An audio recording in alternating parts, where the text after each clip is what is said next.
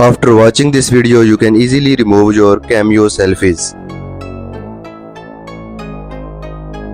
First of all, make sure your app is up to date.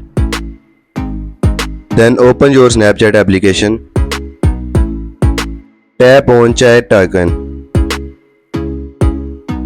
Here you can open the chat of any one friend. Now click on emoji icon.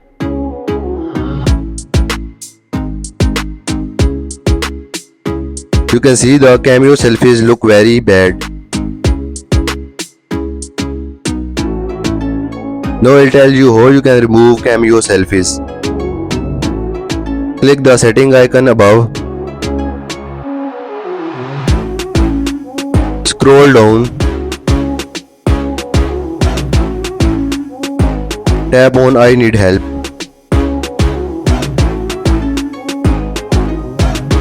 Tap on your search bar and search for Cameos selfies.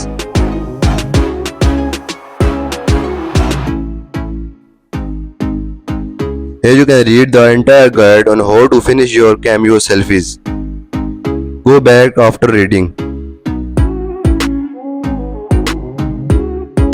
Go to settings. Click on Cameos.